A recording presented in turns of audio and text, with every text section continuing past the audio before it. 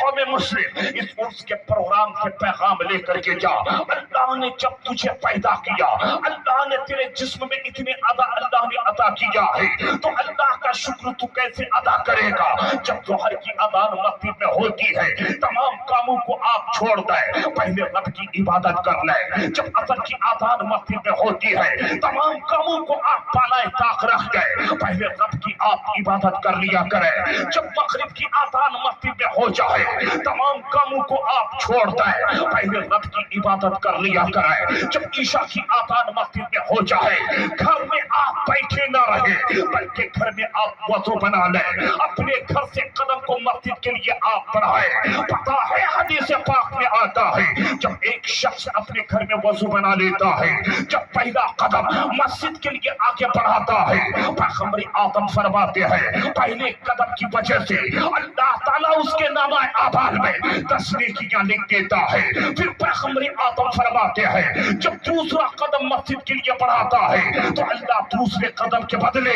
10 छोटे गुनाहें सगीरा को माफ कर देता है। अल्लाह पर जब इंसान वजू बना करके मस्जिद में जाकर के नमाज पढ़ता है, पता है कल कयामत के दिन अल्लाह अपने बंदे को कितना बड़ा मर्तबा अता करेगा। मिशकात की हदीस पाक का मफहूम है, उस शख्स का चेहरा इतना कयामत के दिन चमकेगा कि उसके चेहरे की रोशनी के सामने सूरज की रोशनी फीकी पड़ जाएगी, उसके चेहरे की खूबसूरती के सामने चांद की रोशनी फीकी पड़ जाएगी। फरिश्ते कहेंगे ऐ शख्स तूने दुनिया में कौन सा नेक अमल किया था जिसकी बुनियाद पे अल्लाह ने तेरे चेहरे में इतनी खूबसूरती अता कर दिया है। वो बंदा अल्लाह का बंदा फरिश्ते से कहेगा फरिश्तों सुनो, जब भी अज़ान की आवाज की आवाज मेरे कान तक आती थी, मैं अपने घर में वजू बनाता था और मस्जिद में जाकर के नमाज पढ़ता था। उसी वजू की बरकत से अल्लाह ने आज क़यामत के दिन मेरे चेहरे में इतनी खूबसूरती अता कर दिया है।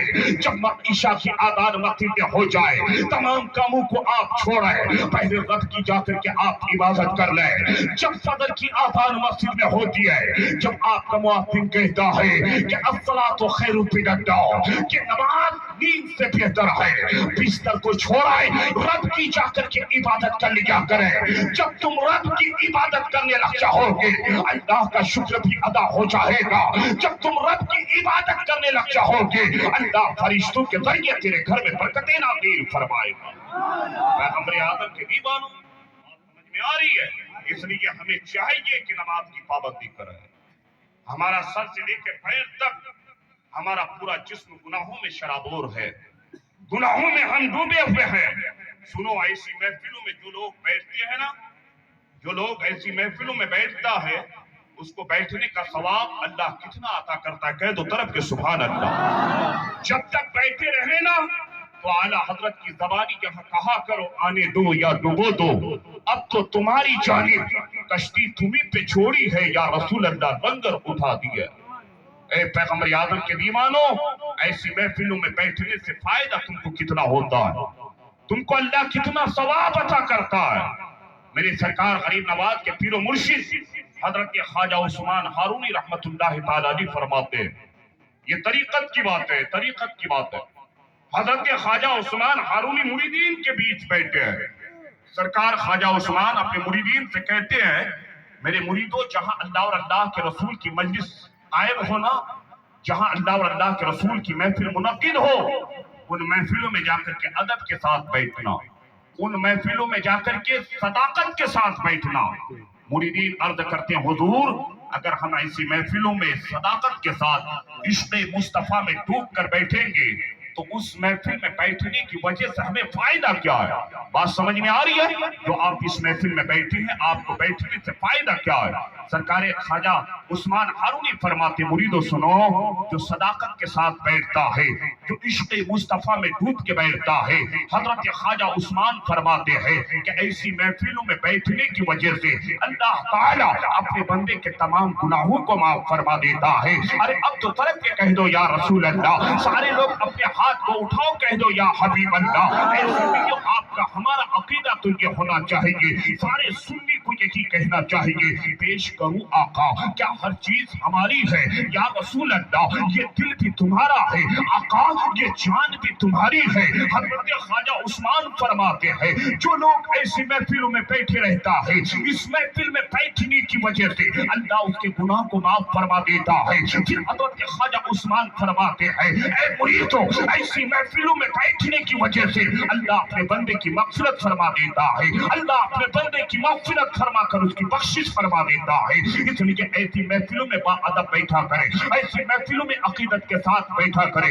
آج ہم لوگ کہتے ہیں نبی کا دامن نہیں چھوڑیں گے ہم لوگ کہتے ہیں رسول پاک کا دامن نہیں چھوڑیں گے آج ہم لوگ کہتے ہیں یا رسول اللہ کا نعرہ لگاتے ہیں اللہ اکبر تم نے نبی سے کتنی محبت کی ہے ذرا اپنے دل پہ ہاتھ رکھ کر کے تو بتاؤ تم نے نبی سے صرف نعرہ لگا کر کے محبت کا دعویٰ کیا ہے آج ہم کہتے ہیں یا رسول اللہ کا نعرہ لگاتے ہیں صرف نعرہ لگانے سے نہیں ہوگا بلکہ رسول اللہ کی سیرت پہ آپ کو عمل کرنا پڑے گا پیغمبر اعظم نے ہمیں جو پیغام دیا ہے ان پیغامات پہ عمل کر کے ہم کو دکھانا ہوگا جب ہماری یہ محبت کام آئے گی جب یہ نعرہ لگانا ہمارا کام آئے گا صرف ہم نے دین کے حصے میں کچھ نعرے لگا دیے پھر ہم کہتے ہیں ہم نے ربی سے خوب محبت کیا ہے رات کی تاریکی میں ہم نے نعرے لگا دیے پھر ہم کہتے ہیں رسول سے ہم نے بے پناہ محبت کی ہے سنو تمہارے ہمارے نبی نے ہم سے اور آپ سے کتنی محبت کی ہے تم نے تو صرف نعرہ لگا کر نبی سے محبت کا دعویٰ کیا ہے اللہ اکبر کون پیغمبر آدم ہے نبی کریم نے تم سے کتنی محبت کی ہے ذرا ذہن کو حاضر رکھیے گا صاحب اللہ اکبر پیغمبر آدم اس دنیا میں تشریف لائے میرے مصطفیٰ کریم کی ماں سیدہ عابدہ کہتی ہے کہ جب میرا بیٹا پیغمبر آدم اس دنیا میں تشریف لائے نا تو میں نے دیکھا کہ میرا بیٹا محمد صلی اللہ علیہ وسلم اپنے سر کو سجدے میں رکھ دیا ہے رب کی بارگاہ میں دعا کر رہا ہے رب حبل امتی رب حبل امتی نبی اس دنیا میں آئے تو پہلے گناہگار امت کے لیے دعا کر رہے ہیں نبی 63 سالہ زندگی میں رات کے تہائی حصے میں آپ کے لیے دعا کیا ہے جب نبی کو گناہگار امت کی یاد آ جاتی ہے پیغمبر آدم کبھی جبل صلح میں جاتے ہیں اپنی پیشانی کو سجدے میں رکھ دیتا ہے رب کی بارگاہ میں رو کر دعا کرتا ہے مولا میری گناہگار امت کی بخشش فرما دے کون سا جبل صلح جب پیغمبر آدم کو امت کی یاد آتی ہے نا میرا مصطفیٰ جبل صلح میں اس طریقے سے رو رہے ہیں کہ نبی کے رونے کی آواز کو سن کر بکریوں نے بھی جنگل کھانا چھوڑ دی تھی بکریوں نے چارہ کھانا چھوڑ دیا تھا میرے مصطفیٰ جبل صلح میں رکھ رب کی بارگاہ میں دعا کر رہے ہیں نبی کبھی دیکھو تو غار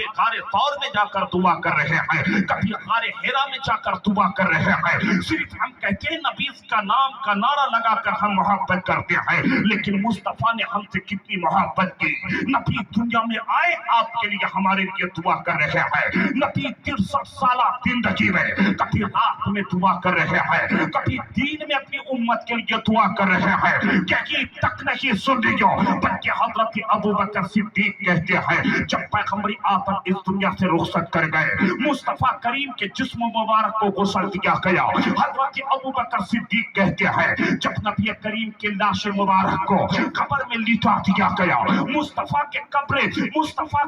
کی لاش کو جب قبر منور میں لٹا دیا گیا حضرت ابوبکر صدیق کہتے ہیں میں دور کھڑا تھا جب نبی کو قبر میں لٹا دیا گیا نبی کے چہرے سے کفن کو ہٹایا گیا میں دور سے دیکھ رہا تھا جب میری نگاہ مصطفیٰ کے چہرے پہ پڑتی ہے نبی قبر میں لیٹے ہوئے ہیں آپ کے علاقے میں بھی ہوتا ہوگا اگر کوئی مرد انتقال کرتا ہے جب اس کی لاش کو آپ قبر میں لٹاتے ہیں صاحب تو آپ قبر میں لٹانے کے بعد اس کے چہرے سے کفن کو ہٹاتے ہیں آپ قبر دکھایا کرتے ہیں حضرت ابوبکر کہتے ہیں جب مصطفیٰ کے چہرے سے کفن کو ہٹایا گیا نبی کی لاش قبر میں لیٹی ہوئی ہے میری نگاہ مصطفیٰ کے چہرے پہ پڑتی ہے میں نے کیا دیکھا کہ نبی کی زبان ہل رہی ہے نبی کا لب مبارک ہل رہا ہے حضرت ابوبکر صدیق کہتے ہیں کہ میں دور کھڑا تھا اب میں قبر کے قریب آ گیا جب میں قبر کے قریب آ کر کے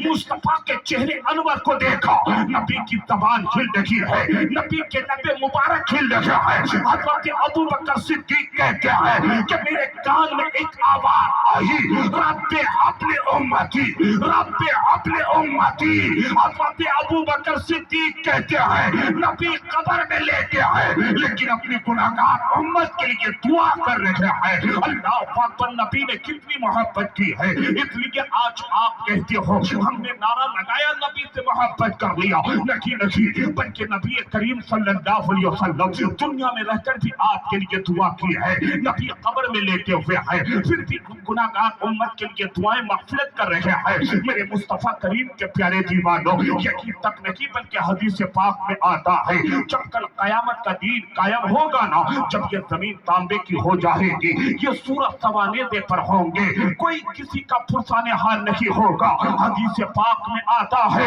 کہ اللہ کے نبی صلی اللہ علیہ وسلم لہ الحمد کے پاس کھڑے ہوں گے، ایسے ایسے نبی کے امتی ہوں گے جن کی 3 4 نیکیاں کم ہوگی، 2 3 نیکیاں کم ہونے کی بنیاد پہ وہ جنت میں نہیں جا پاتا ہوگا۔ وہ انسان دوڑا دوڑا باپ کے پاس جائے گا، کہے گا ابو جان آپ نے دنیا میں تو محنت کر کے مجھ کو کھلایا تھا، ابو جان گھر میں کھانے کو کچھ نہیں تھا لیکن آپ تپتی بھی دھوپ میں جا کر مزدوری کرتے تھے، کھیت میں کام کیا کرتے تھے، اتنی شدت کی دھوپ میں آپ کھیت میں مزدوری کرتے کہ آپ کے پیٹ کی کھال کالی ہو جاتی، آپ کی چمڑی کالی پڑ جاتی۔ ابو جان آپ نے اس طریقے سے میری محنت کی ہے۔ اللہ پاک پر باپ کہے گا بیٹا کیا بات ہے، بیٹا کہے گا ابو جان دنیا میں آپ نے میری ہر خواہش پوری کی تھی، میری 2 3 نیکیاں کم ہے اس لیے میں جنت جا نہیں پا رہا ہوں، ابو جان مجھے 2 3 اپنی نیکی دے دے تاکہ میں جنت میں چلا جاؤں۔ باپ کہے گا نہیں بیٹا میں یہاں پر اپنی نیکی تجھ کو نہیں دے سکتا۔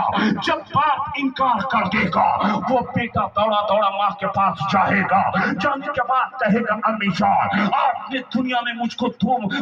9 ماہ پیٹ میں رکھا تھا، آپ نے مجھے دنیا میں دودھ پلائی، آپ نے میری بڑی محنتیں کی تھی، امی جان آپ نے دنیا میں میری ہر خواہش پوری کی تھی، امی جان میری 2 3 نیکیاں کم ہے، اپنی 2 3 نیکیاں مجھے دے دے تاکہ میں جنت کی وادی میں چلا جاؤں۔ ماں کہے گی نہیں بیٹا آج میں تجھ کو اپنی نیکیاں نہیں دے سکتی۔ جب بیٹا وہاں سے نکلے گا، جب میدان محشر میں وہ انسان چکر کاٹتا ہوا نظر آئے گا، پریشان نظر آئے گا، میرے مصطفیٰ کی نگاہ اپنی امت پہ پڑے گی، میرے مصطفیٰ اپنی امت سے کہے گا میرا امت اتنا پریشان کیوں ہے، تو میدان محشر میں چکر کیوں کاٹ رہا ہے؟ وہ انسان کہے گا یا رسول اللہ میری 2 3 نیکیاں کم ہے اس لیے جنت نہیں جا پا رہا ہوں۔ یا رسول اللہ باپ کے پاس گیا، باپ نے نیکی دینے سے انکار کر دیا۔ یا رسول اللہ ماں کے پاس گیا، ماں نے نیکیاں دینے سے انکار کر دی۔ یا رسول اللہ صرف 2 3 نیکیاں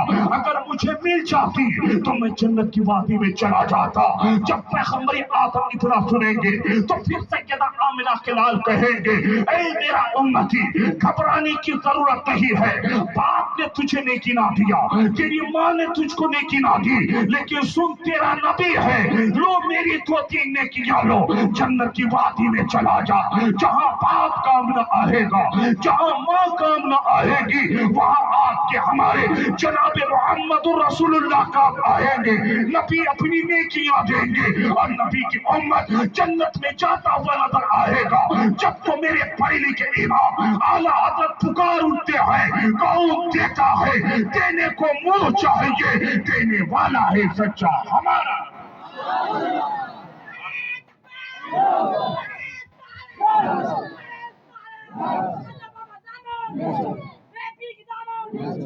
بات سمجھ میں آ رہی ہے؟